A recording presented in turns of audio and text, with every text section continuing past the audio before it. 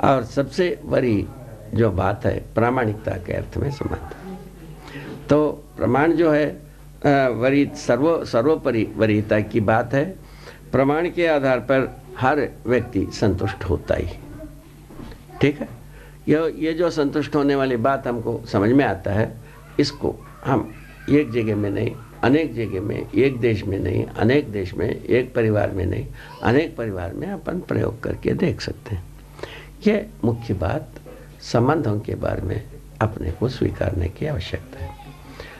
और मूल्यों को भी, मूल्य जो है ना जीवन सहज रूप में वो उद्गमित होता ही है। जैसा आपका हमारा संबंध, इसमें किसी को बोलने की ज़रूरत नहीं है।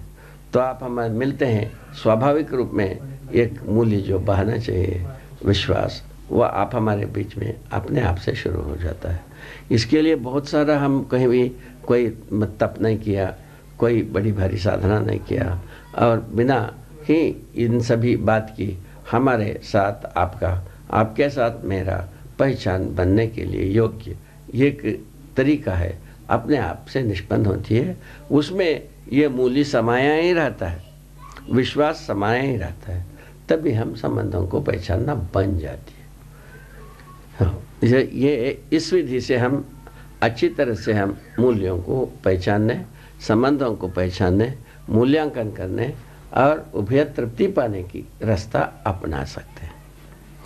तो इससे क्या हो गया भाई, बहुत बड़ा लाभ क्या हो गया, इससे कौन सा लाभ हो जाएगा?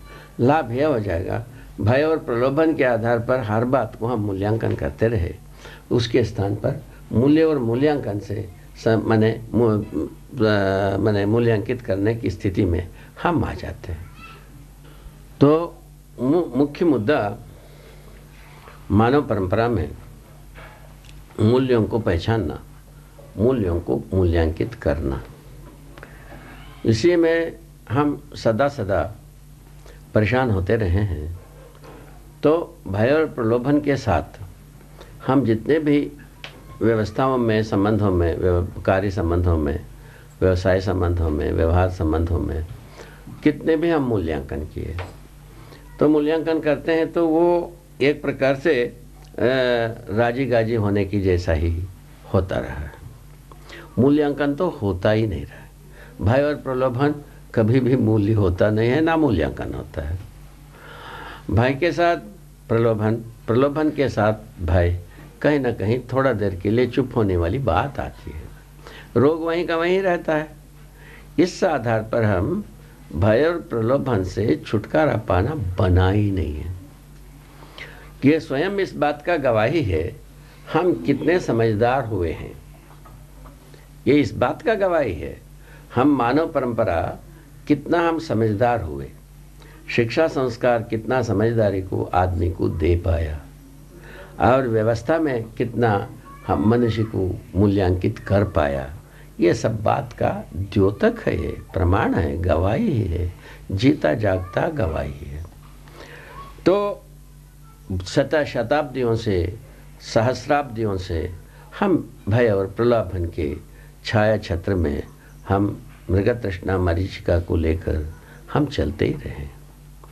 इसमें ये भी बात स्पष्ट हो जाती है, प्रलोभन की आपूर्ति के लिए ही हम सदा सदा राजी किए हैं, किसी से भी राजी किया प्रलोभन के आशय से ही किए हैं, और कुछ करने की कोई मतलब ही नहीं है, क्योंकि न्यायालय में न्याय की बात पूरा हुआ नहीं है, और ये भय और प्रलोभन के आधार में कोई न्याय मिलने वाला नहीं है, कभी नहीं मिलने वाला है। तो ये दोनों न्याय का कोई आधार होता भी नहीं है, किंतु हम पकड़े बैठे हैं डंडा, भय और प्रलोभन को पकड़ के बैठे हैं। ये एक बहुत बड़ी भारी मुद्दा है, जिसको अपने स्वनिरीक्षण करने में, स्वनिरीक्षण का मतलब परंपरा रूपी स्वनिरीक्षण करने में, ये एक बहुत बड़ी भारी मुद्दा है। तो इस निष्कर्ष में शायद है आप हम सब सम्मत हैं, भय और प्रलोभन ना तो मूल्य होता है, मूल्यांकन का नहीं तो आधार हो पाता है। परिस्थिति के अनुसार हम सम्मत हो पाते हैं, नहीं हो पाते हैं, इतने के लिए भय और प्रलोभन होता है। भय से भी कुछ मुद्दे पर हम सम्मत होते हुए इतिहास है, और प्रलोभन से भी सम्मत होता हुआ इतिहास है। मानव का इतिहास इतने में सिमटा है। तो मानव अभी तक मूल्यों के पास गए ही नहीं। मूल्यों के पास होता, मूल्यदय अभिव्यक्ति होता, मूल्य प्रमाणित होता, मूल्यांकन का स्थिति आती, स्वाभाविक रूप में न्यायालयों में न्याय होता। और फैसला काय को होती? फैसला करते हैं न्यायालयों में, न्याय नहीं करते हैं। न्याय का कोई आधार ही नहीं है। और जो इसमें स्वाभाविक बात है, जो एक से अधिक पक्ष के बीच में तो न्यायालय की हस्तक्षेप है, वो जैसा अपने स्वविवेक, संविधान, ये सब मिल करके जो करना है कर देते हैं। उसमें एक मजबूरन एक आदमी सम्मत होता है, एक आदमी तो अपने प्रलोभनवश वो सम्मत हो जाता है। एक भयवश, एक प्रलोभनवश होता है। उभय तृप्ति तो इसमें कभी हुआ नहीं, ना होना है, इसका कोई आसार ही नहीं है। तो इस ढंग से हम न्याय को पाने में हम सर्वथा असमर्थ रहे हैं, और इसके बावजूद में हम विकास की दावा करते रहे हैं। और विकास का क्या अर्थ होगा आप ही सोच लीजिए। ये सब सोचने की मुद्दा है।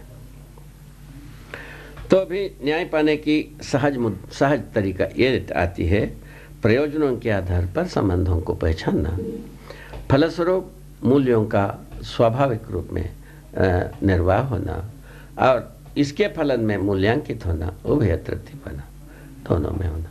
ये किस परंपरा में होता है? समझदार परंपरा में होता है। तो नासमझ परंपरा में ये नहीं होता है। नासमझ परंपरा में वही आता है, भय और प्रलोभन आता है। भय और प्रलोभन कोई मूल्य होता है ना, मूल्यांकन हो पाता है।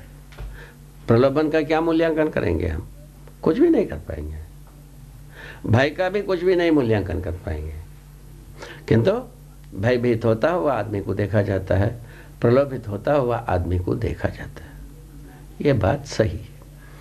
इस क्रम में हम भय और प्रलोभन से छूटना एक बिल्कुल आवश्यकता रही है, नियति सहज है, और इससे मनुष्य का भी कल्याण है, नैसर्गिकता का भी कल्याण है।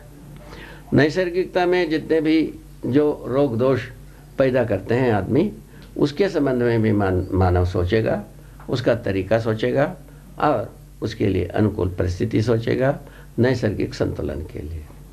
और मानव संतुलन के लिए, न्याय के लिए भी मनुष्य जो है ना, अपने को समझदारी के आधार पर प्रमाणित करेगा। ये